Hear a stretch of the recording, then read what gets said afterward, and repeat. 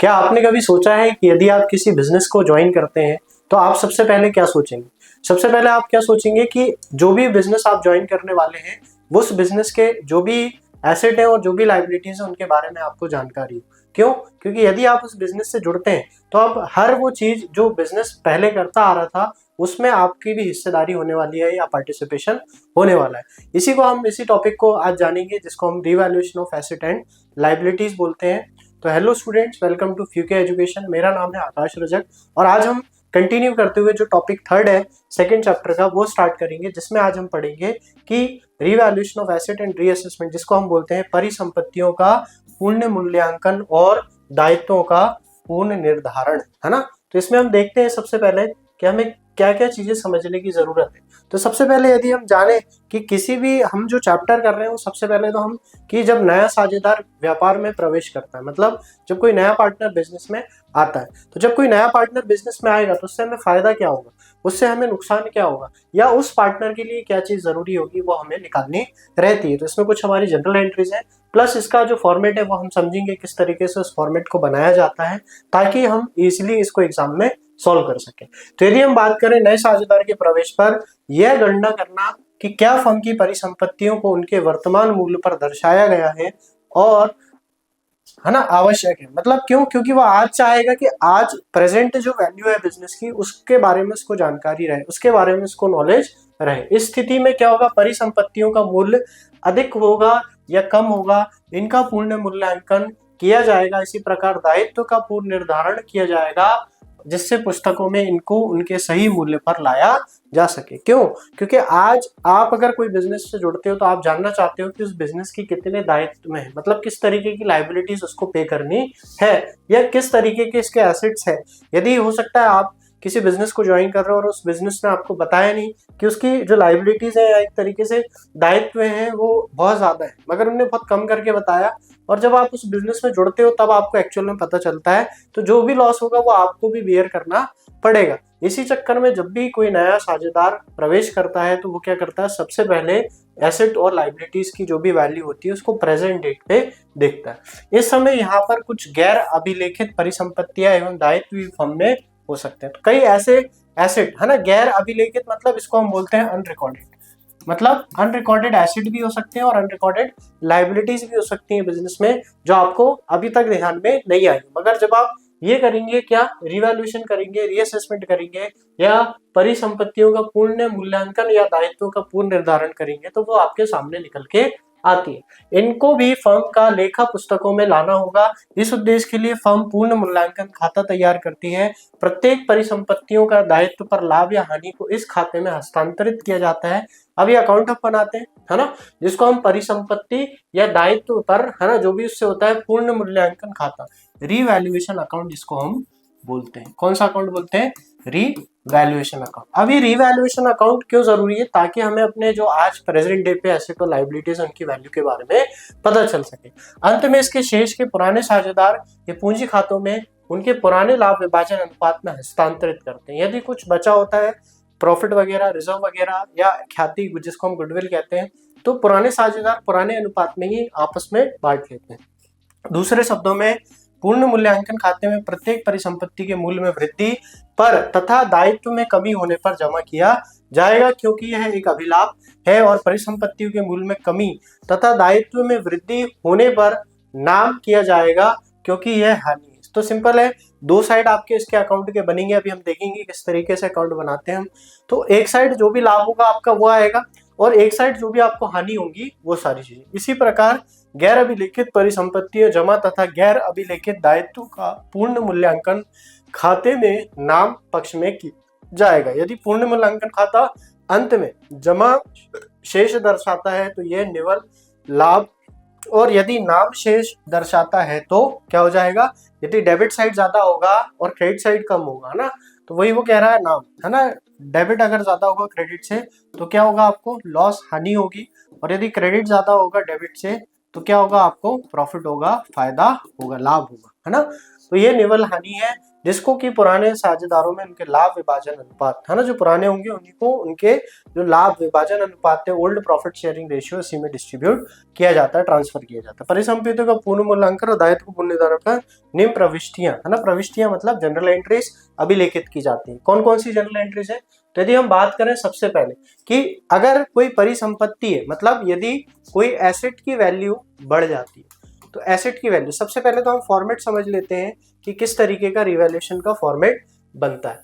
तो यदि हम रिवैल्यूएशन अकाउंट की बात करते हैं या यही है ना, तो रिवैल्यूएशन अकाउंट में यहाँ पे आपका पर्टिकुलर्स है ना, अमाउंट, पर्टिकुलर्स अमाउंट, ये आपका क्रेडिट और ये आपका डेबिट है ना। तो ये जमा हो गया, ये नाम हो गया, ये जमा हो गया। अब सिंपल चीजें, जो भी क्रेडिट साइड होगा वहां पे आपको फायदा होगा।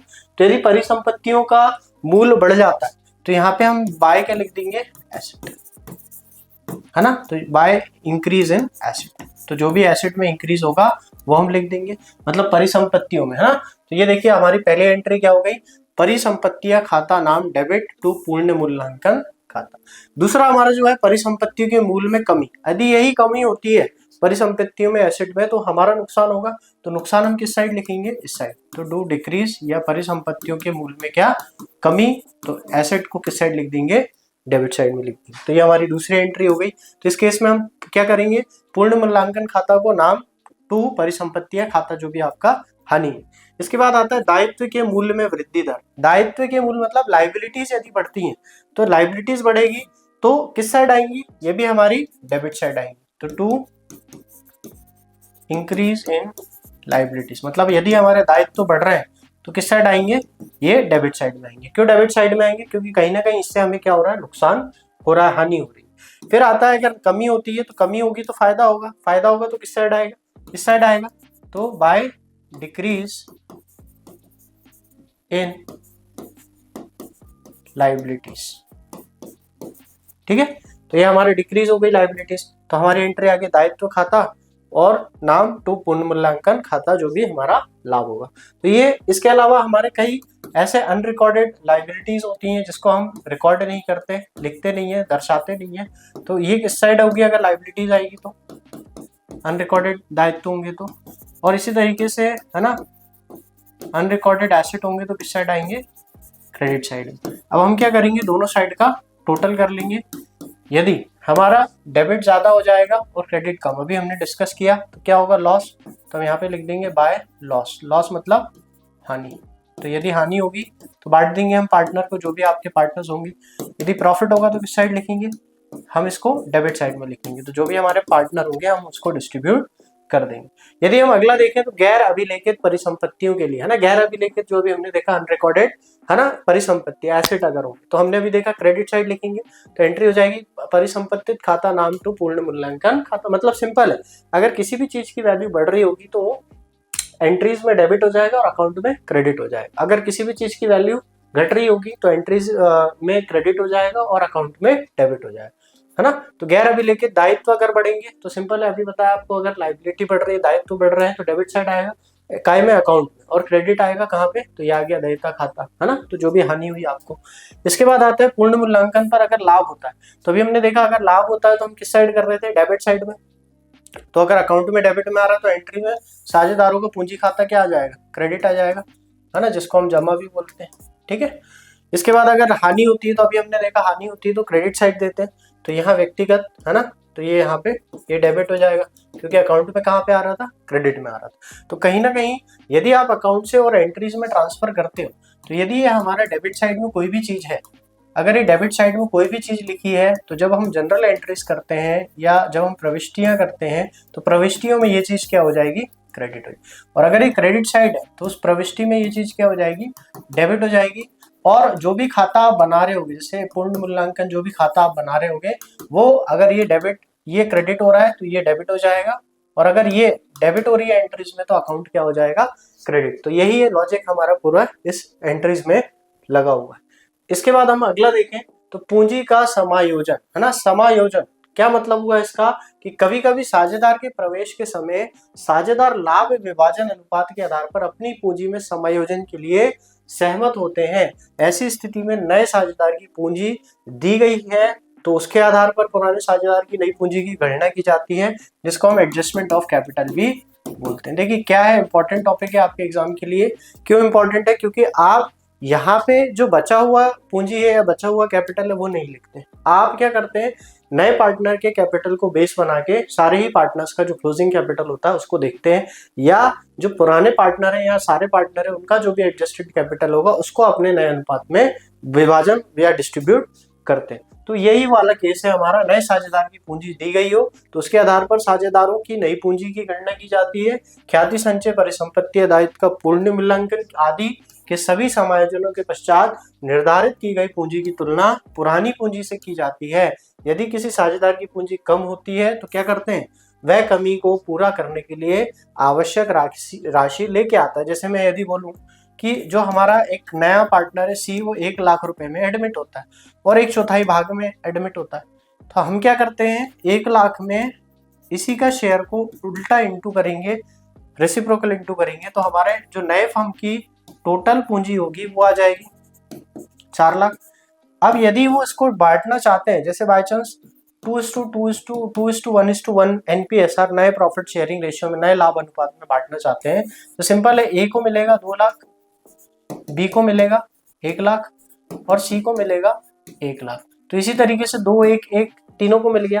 अब यदि किसी तरीके की कमी होती, तो वही वो चीज कह रहा है, यदि किसी कमी पूरी होती है तो वो राशि लेकर आता है। मतलब यदि इसकी क्लोजिंग कैपिटल 2 होनी थी और इसकी मगर जो कैपिटल एक्चुअल आ रही है 1,80,000, तो 20,000 ये क्या करेगा, लेके आएगा। और यदि जिस साझेदार की राशि अधिक होती है तो वो लेके जाएगा, जैसे बाई चांस इसकी 1,20,000 आ जाए तो ये क्या करेगा, ये जो 20,000 होगा ये लेके चला जाएगा। तो इसी को हम बोलते हैं क्या, एडजस्टमेंट ऑफ कैपिटल, जिसमें हमें ध्यान रखना है कि किस तरीके से हम क्या करते हैं, जो भी पूंजी नए फर्म की होने वाली है, कैपिटल अकाउंट नए फर्म के होने वाले हैं, उसको एडजस्ट करते हैं किस तरीके से, जो नया पार्टनर होता है उसके कैपिटल के बेसिस पे, या जो पुराने पार्टनर होते हैं उन्हीं का जो अनुपात होता है उसके हिसाब से। ठीक है, इसके बाद आता है वर्तमान साझेदारों का लाभ विभाजन अनुपात में परिवर्तन। तो इसको हम बोलते हैं न्यू प्रॉफिट शेयरिंग रेशियो, नए लाभ अनुपात, है ना। तो नए लाभ अनुपात का मतलब क्या होता है कि किस तरीके से हम जो भी पार्टनर हैं उनको लाभ विभाजन करते हैं। तो कभी कभी फर्म में साझेदार में प्रवेश, सेवानिवृत्ति के बिना भी विद्यमान लाभ विभाजन अनुपात परिवर्तन का निर्णय लेते। कई बार जरूरी नहीं है कि कोई पार्टनर आए, ये भी हो सकता है कि ये पहले 1:1 में कोई प्रॉफिट लॉस बांटते थे, लाभ हानि बांटते थे, मगर अब आज ये चाहते हैं कि ये 1:1 में बांटे। तो कहीं ना कहीं वर्तमान जो साझेदार है ए और बी है, इनके ही आपस में अनुपात बदल रहे हैं। तो यदि हम इसको देखें तो ये जो अनुपात है ये क्या हो गया, पुराना, और ये जो हो गया ये क्या हो गया, नया। तो यदि हम पुराने और नए, है ना, तो अगर हम न्यू रेशियो निकालते हैं तो न्यू रेशियो क्या हो जाएगा, सिंपल है कि जो भी उसका शेयर आ रहा होगा या जा रहा होगा उस हिसाब से आप उसको कैलकुलेट करोगे। तो जैसे हमारे पास एक सैक्रिफाइसिंग रेशियो होता है और एक गेनिंग रेशियो, है ना। एक होता है सैक्रिफाइसिंग रेशियो जिसको हम बोलते हैं क्या, old ratio minus new ratio, पुराना अनुपात, है ना, घटा के नया अनुपात। और एक होता है गेनिंग रेशियो जिसको हम बोलते हैं नया अनुपात माइनस पुराना अनुपात। तो हम इसको दोनों में किसी भी फॉर्मूले में पुट कर देंगे तो हमारे पास समझ में आ जाएगा कि किस व्यक्ति को या साझेदार को लाभ और हानि जो डिस्ट्रीब्यूशन है उसको चेंज करने के कारण फायदा हुआ कि नुकसान हुआ। तो यदि हम सैक्रिफाइसिंग रेशियो या लाभ जो हानि जो अनुपात है उसको निकालते हैं, तो यदि ए का निकालें, ए का पुराना अनुपात क्या है 2/3 और नया अनुपात क्या है 1/2। तो यदि मैं इसको देखूं तो ये कितना हो रहा है ना, 3/4, 4 - 3/2, तो इसका कितना आ रहा है 1/2। यदि वहीं बी का देखो तो बी का पहला कितना था 1/3, अब कितना है 1/2। तो कहीं ना कहीं बी, है ना, 3/2, ठीक है। तो 3, है ना, 2 × 2 - 3, 2 - 3 कितना हो जाएगा -1/2। तो कहीं ना कहीं जो ये है बी वो गेन कर रहा है और जो ए है वो क्या कर रहा है, सेक्रीफाइस। क्योंकि सिंपल है, पहले इसको ज्यादा मिल रहा था, 2/3 हिस्सा मिल रहा था, अब आधा हिस्सा मिल रहा है। तो 2/3 और आधे में क्या फर्क है? यदि मैं 90 रुपए में पहले इसको 2/3 देता था तो खाली इसको कितने मिलते थे? 60 रुपए मिलते थे। अब यदि 90 में ही आधा दूंगा तो इसको कितने मिलेंगे? 45 मिलेंगे, है ना। तो कहीं ना कहीं पहले जो उसको पैसा मिल रहा था अब वो क्या हो गया? कम हो गया। क्यों कम हो गया? क्योंकि जो अनुपात है उनने आपस में क्या कर लिया? बदल लिया, बदलाव ला लिया। इसी को हम बोलते हैं वर्तमान साझेदार में लाभ विभाजन अनुपात में परिवर्तन। इसके बाद हम देखते हैं, है ना। तो यह हमारा लास्ट टॉपिक था जिसमें हमने आज समझा किस तरीके से हम इसको कैलकुलेट करते हैं कि लाभ विभाजन अनुपात नए अनुपात के द्वारा, या नया अनुपात जो साझेदार क्या करना चाहते हैं आपस में बांटना चाहते हैं। तो कहीं ना कहीं चाहे हम रोज की बात करें या आज बिजनेस की, व्यापार की बात करें, चाहे अपनी डेली लाइफ की बात करें, हिसाब किताब बहुत ज्यादा जरूरी है। हर एसेट और हर जो भी हमारे दायित्व हैं या जो भी हमारे परिसंपत्तियां हैं उनका हमें मूल्यांकन पता होना चाहिए, ताकि आज हम खुद का जो भी चीजें हैं, बिजनेस है या फिर कोई भी चीज है, उसकी वैल्यू कर सके और उसको माप सके, ताकि हम उससे और अच्छा कर सके। तो यदि आपको ये वीडियो अच्छी लगी हो तो वीडियो को लाइक करें, शेयर करें, चैनल पे नए हैं तो चैनल को सब्सक्राइब करें, ताकि ऐसे ही और इन्फॉर्मेटिव वीडियो और कंटेंट हम आपके लिए लाते रहें। Thank you.